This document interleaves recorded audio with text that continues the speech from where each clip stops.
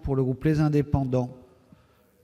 Monsieur le Président, Madame le Ministre, mes chers collègues, les problèmes que rencontre la SNCF sont récurrents. C'est une question de technologie, de gestion de l'entreprise ou de pression des gouvernements successifs pour imposer le tout TGV et négliger depuis des années totalement les TER et Intercités. Ces dernières années, en effet, la SNCF a investi en crédit d'études beaucoup de temps et d'argent sur les projets LGV, dont certains non financés, comme Limoges-Poitiers, qui ne se réaliseront malheureusement jamais au détriment des trains en activité. Je peux en témoigner à titre personnel, comme d'autres, qui 2 fois par semaine utilisent le train intercité POLT, Paris-Orléans, Limoges-Toulouse.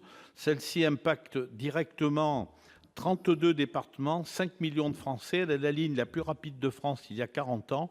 Limoges-Paris, 2h50. Elle est aujourd'hui une des plus lentes, sinon la plus lente, avec en moyenne 3h30 pour le trajet. Mais je pourrais dire cela aussi de Paris-Clermont ou d'autres.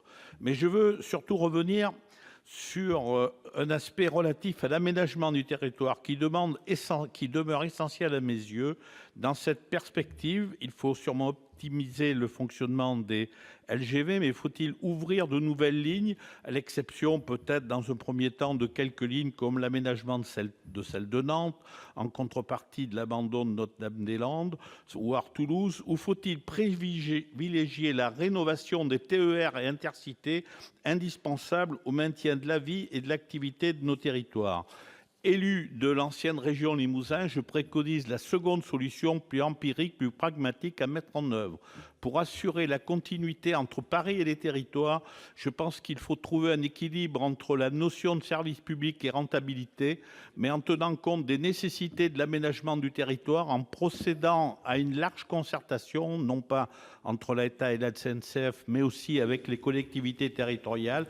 C'est pourquoi, Madame la Ministre, je souhaite, au-delà de ce débat, que la réforme de la SNCF annoncée par le gouvernement réussisse et permette de maintenir les TER et Intercités. Ne laissons pas mourir ce patrimoine qui constitue le maillon fort du désenclavement, de l'aménagement du territoire, et revitalisons-le dans l'intérêt de la nation. Merci, Monsieur Chassaing. La parole, la réponse de Madame la Ministre. Merci, Monsieur le Président. Alors, si vous m'y autorisez, Monsieur le Sénateur, je dirais que votre question est pleine de sagesse. Vous posez effectivement une question politique qui est au cœur de mes préoccupations. C'est celle de savoir quelle France nous voulons dessiner aujourd'hui pour les générations futures. Et pour répondre à cela, comment les transports ferroviaires doivent demeurer une chance dans tous les territoires. Et c'est tout le sens des 2 lois que je mène parallèlement, car pour moi, elles forment un tout cohérent. La réforme ferroviaire est partie intégrante de la stratégie de mobilité pour notre pays, au même titre que la loi d'orientation des mobilités, avec une priorité, la qualité du service rendu aux usagers et aux territoires. Et oui, il faut le dire, on a délaissé des pans entiers de notre réseau ferroviaire classique, parfois dans l'espoir de voir arriver une ligne à grande vitesse, nécessairement à long terme. Et moi, je vous le confirme, nous souhaitons inverser cette tendance. Par exemple, s'agissant de la ligne POLT, qui vous est chère, elle va bénéficier dans la décennie qui vient de très lourds investissements pour régénérer l'infrastructure, renouveler le matériel roulant, en permettant de proposer une desserte de qualité à l'ensemble des voyageurs de l'axe en termes de régularité et de temps de parcours.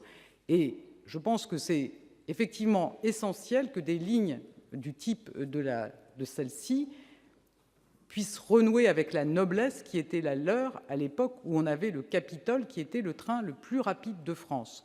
Donc il faut absolument sortir d'un schéma dans lequel les lignes se dégradent, ou alors on rêve à une ligne à grande vitesse qui arrive forcément dans très longtemps.